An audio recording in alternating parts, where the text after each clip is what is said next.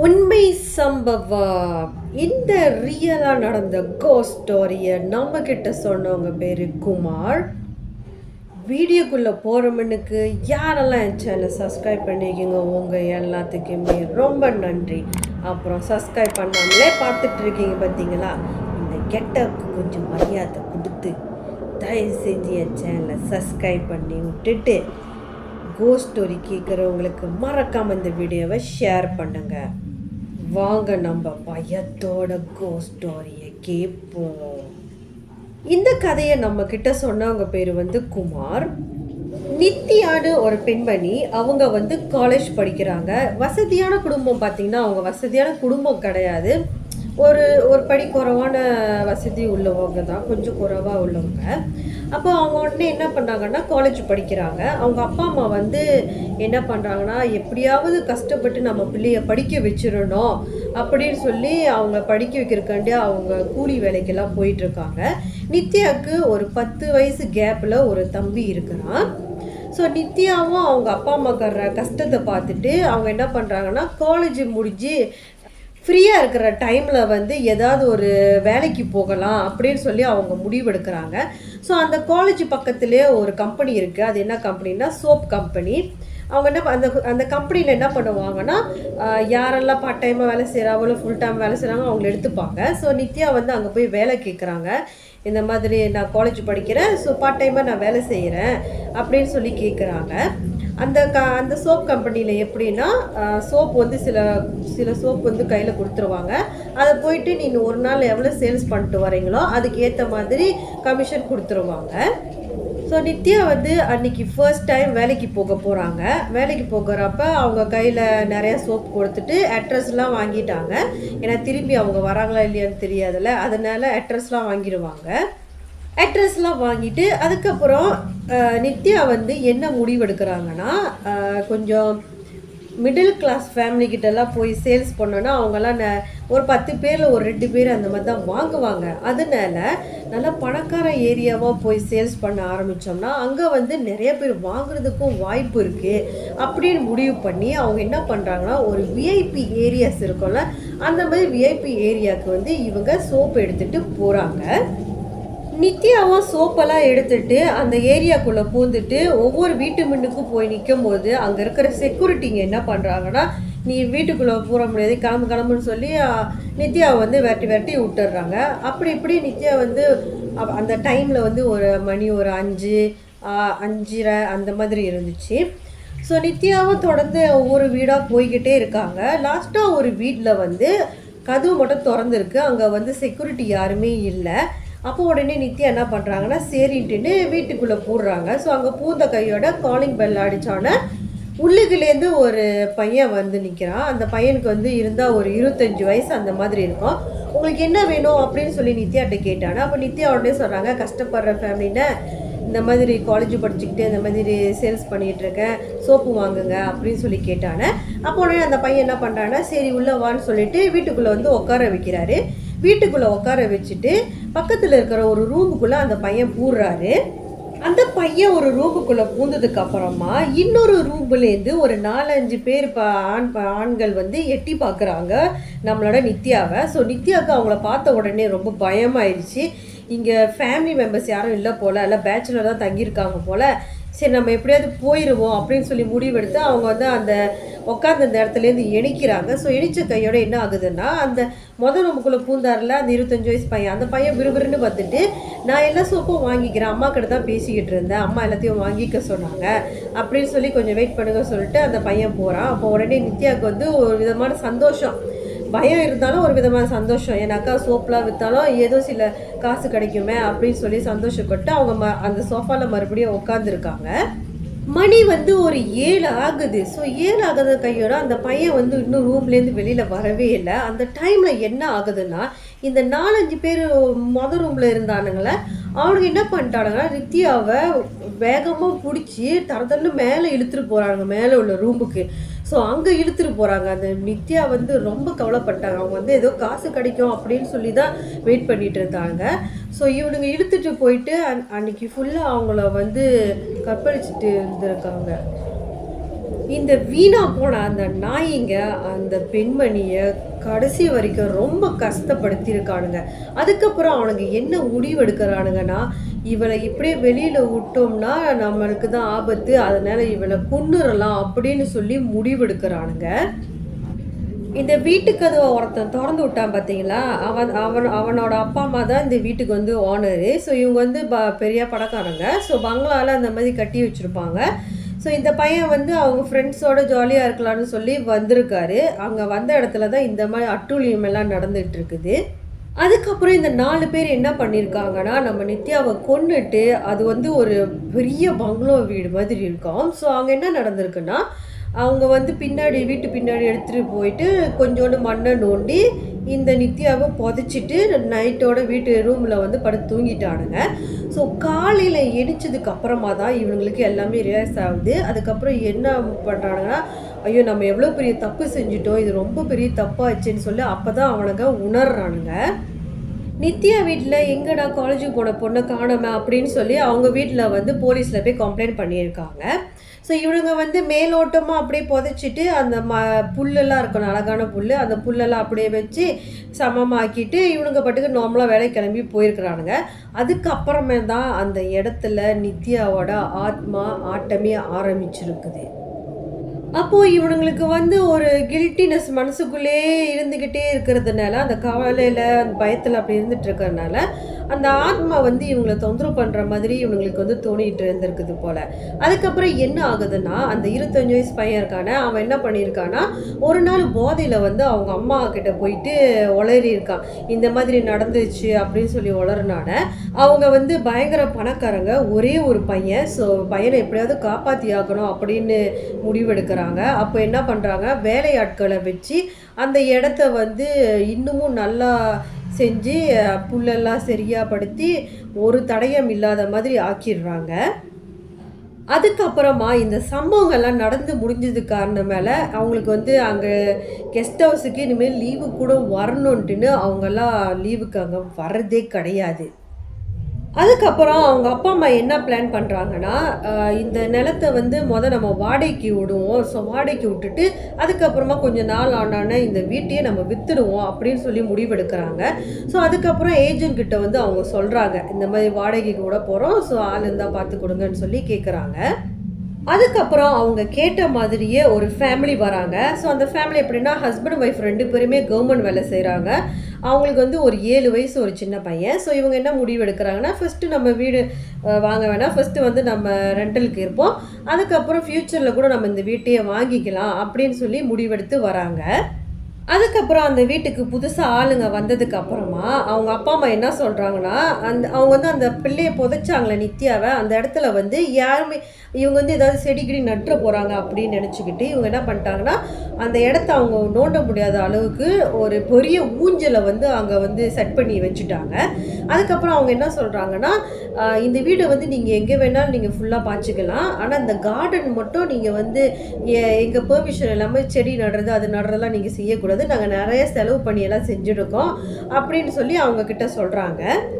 இந்த சம்பவத்துக்கு அப்புறமா தான் நம்ம நித்யாவோட ஆட்டமே பயங்கரமாக ஆரம்பிச்சிருக்குன்னு நம்ம சொல்லலாம். அன்றைக்கி நைட்டு இவங்க திங்ஸ் எல்லாமே அங்கே வீட்டிலலாம் ப்ரிப்பேர் பண்ணிவிட்டு அப்போ என்ன பண்ணுறாங்கன்னா, மாடியில் இருக்கிற மொதல் ரூமில் போய் இவங்க படுத்து தூங்குறாங்க. அப்பா, அம்மா, அந்த 7 வயசு பையன். ஸோ இந்த 7 வயசு பையன் வந்து அவருக்கு பிடிச்ச ஒரு நாயை வந்து அவர் வளர்க்குறாரு. ஸோ அந்த நாய் வந்து ஹாலில் இருக்குது.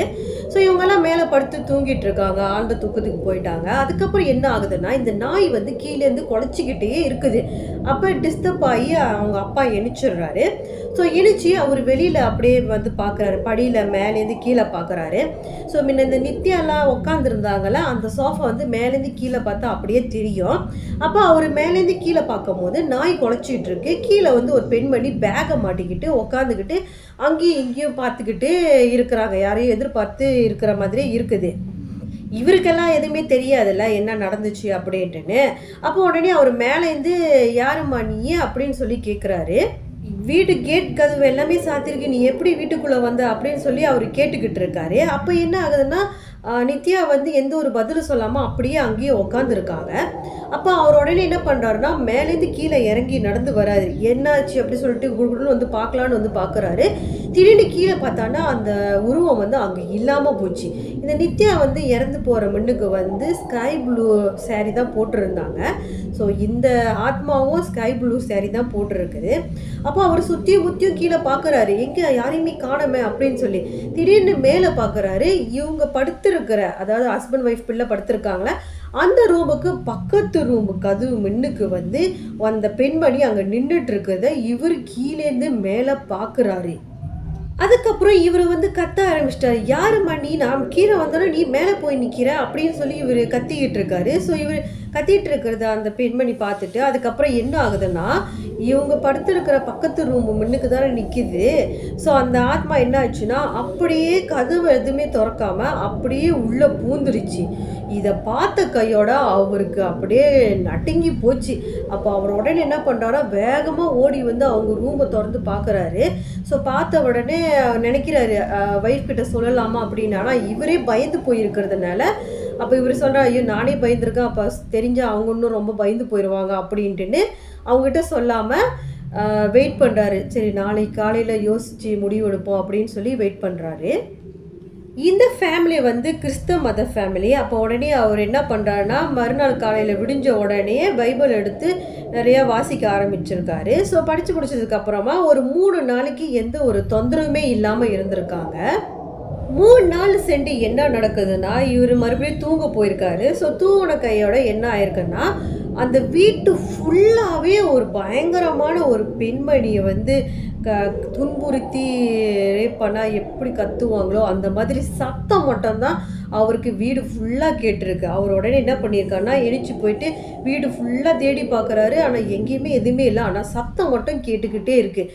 அவர் பயந்து போயிட்டு கிட்டத்தட்ட ஒரு மணி நேரமாக அவர் வந்து பைபிளை வந்து படிச்சுக்கிட்டே இருந்திருக்காரு.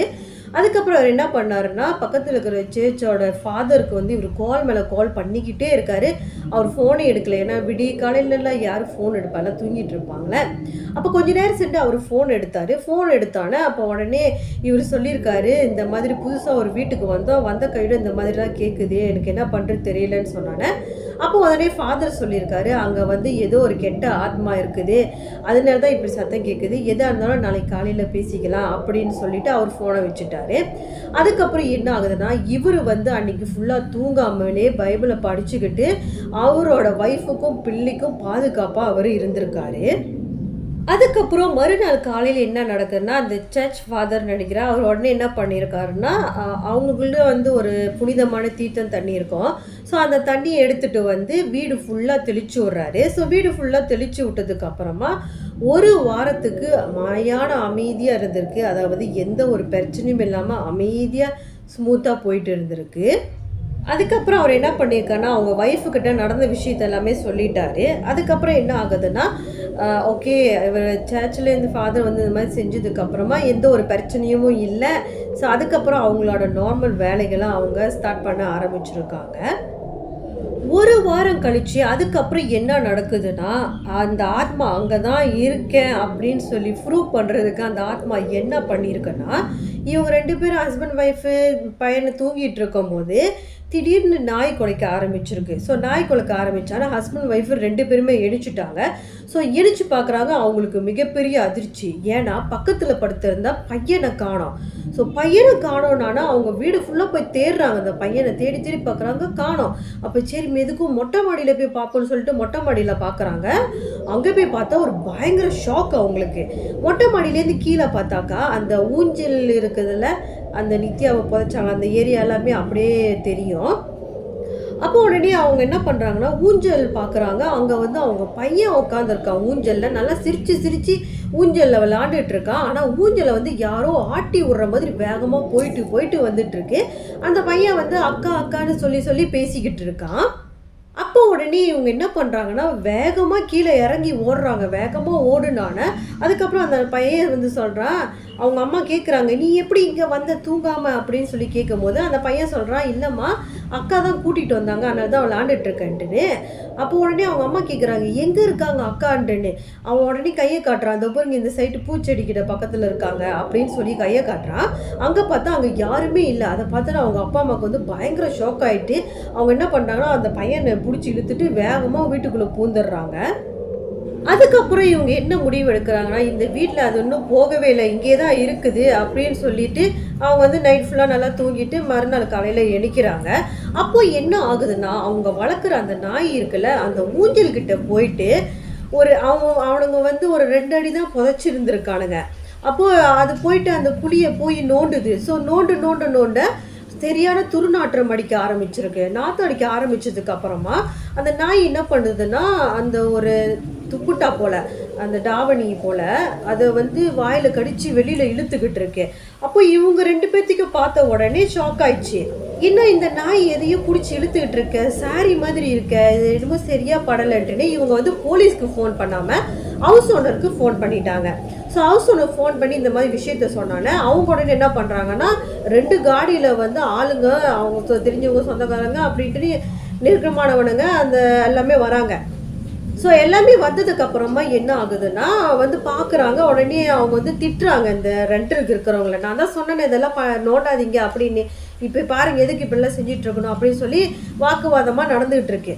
அப்போ உடனே அந்த 25 வயசு பையன் இருக்காங்க, அவன் வந்து இந்த காரில் இருந்திருக்கான். அவன் அங்கேருந்து வேகமாக வந்துட்டு, எல்லாத்துக்கும் ஒரு பயம்தான், ஏன்னா புதைச்சிட்டு இப்படி இருக்கானுங்களே அவனுக்கு வந்து அதெல்லாம் தெரியுமே. ஸோ உடனே என்ன பண்ணுறான்னா வேகமாக வந்து அந்த கோவத்தை வந்து அந்த நாய் மேலே காட்டுறான். அந்த நாயை போட்டு வேகமாக அடித்து ஒரு கட்டையில் பயங்கரமாக அடிச்சுட்டான். உடனே இந்த ரெண்டலுக்கு இருந்த அந்த ஹஸ்பண்ட் என்ன பண்ணுறாருன்னா, அவருக்கு சரியான கோவம் வந்து 2 பேருக்கும் வாக்குவாதமாகி பயங்கர சண்டை நடக்குது. அந்த 25 வயசு பையனுக்கும் இந்த ரெண்டலுக்கு இருந்தார் அவருக்கும். ஸோ 2 பேருக்கும் பயங்கர சண்டை நடந்துக்கிட்டே இருக்கும்போது ஸோ எல்லோரும் விளக்க பார்க்குறாங்க, ஆனால் விளக்கவே முடியல. உடனே அவர் என்ன பண்ணுறாருன்னா, இந்த 25 வயசு பையனை கழுத்தை பிடிச்சி நறுக்கிட்டு சொல்கிறாரு, இவனை நான் எப்படியாவது கொன்னுருவேன், இன்னைக்கு கொன்னுட்டு இதுக்கப்புறம் 3 பேர் இருக்காங்க அவனுங்களையும் நான் கொல்லணும் அப்படின்னு சொல்கிறாரு. ஸோ அப்படி சொன்னானே அந்த சண்டை போடுற அந்த கேப்லேயே அந்த நித்யாவோட ஆத்மா வந்து அவரோட உருவத்தில் பூந்துருச்சு போல. ஸோ பூந்ததுக்கு அப்புறமா சண்டை போட பயங்கரமாக ஆரம்பித்தானே. இவங்களோட அப்பா அம்மாவுக்கு தான் தெரியுமே, இந்த 25 வயசு பையனோட அப்பா அம்மாவுக்கு தான் தெரியுமே என்ன நடந்துச்சு அப்படின்ட்டுன்னு. அவங்க ஷாக்காகி நின்றுட்டு இருக்காங்க. இது ரெண்டலுக்கு இருந்த அவங்களோட ஒய்ஃப் என்ன பண்ணுறாங்கன்னா, சீக்கிரமாக போலீஸ்க்கு ஃபோன் பண்ணிடுறாங்க. 10 நிமிஷத்தில் போலீஸ்காரங்க அங்கே வந்துடுறாங்க. போலீஸ்காரங்க வந்துட்டு என்ன விசாரிக்கிறாங்கன்னா, 2 பேரும் சண்டை போட்டுட்டு இருக்காங்களே, ஸோ இந்த சண்டை எதுக்காக வந்துச்சு அப்படின்னு சொல்லி விளக்கி வச்சுட்டு இருக்காரு. அதுக்கப்புறம் போலீஸ் கேட்க ஆரம்பிச்சிட்டாங்க, எதனால சண்டை வந்துச்சு அப்படின்னு சொல்லி கேட்டோன்னே அந்த ரெண்டலுக்கு இருந்தாங்களே அவர் வந்து சொல்ல ஆரம்பிக்கிறாரு, இந்த மாதிரி எங்களோட நாய் வந்து 2 அடி தோண்டிடுச்சு. ஸோ தோண்டின கையோட அது வந்து ஒரே நாற்றம் அடிக்குது, அது மட்டும் இல்லாமல் சாரி எல்லாம் வந்திருக்கு அப்படின்னு சொல்லி சொன்னானே. அதுக்கப்புறம் போலீஸ் தான் தெரியுமே, இந்த மாதிரி எவ்வளோ கேஸ் அவங்க பார்த்துருப்பாங்க. அப்போ உடனே என்ன பண்ணாங்கன்னா, நிறைய விதமான போலீஸ் அந்த செக் பண்ணுவாங்கள்ல, ஸோ அவங்க எல்லாத்தையும் கால் பண்ணி வர வச்சு ஒரு அவ்வளோ பேர் போலீஸ் வந்துட்டு இந்த வீட்டில் உள்ளவங்க ரெண்டலுக்கு உள்ளவங்க யாரும் வெளியில் போகக்கூடாதுன்னு சொல்லி எல்லாத்தையும் பிளாக் பண்ணிவிட்டு அதை தோன்றுறாங்க. ஸோ தோண்டின கையோட அவங்க தான் 2 அடி ஆளை தானே புதைச்சிருக்கானுங்க. ஸோ தோண்டினான நம்ம நித்யாவோட அப்பாவி அவங்களோட சடலம் வந்து அங்கே இருக்குது. 4-5 மாதம் தான் ஆயிருக்குது. ஸோ லைட்டாக அழுகி போய் அந்த ப்ளூ கலர் சேரீயோட அப்படியே எடுக்கிறாங்க. அந்த நாய் என்ன பண்ணியிருக்கானுங்க, புதைச்சானுங்கள அது வீணா போனானுங்க, அவனுங்க வந்து அந்த சோப்போடு அவங்கள வந்து புதைச்சிருக்கானுங்க.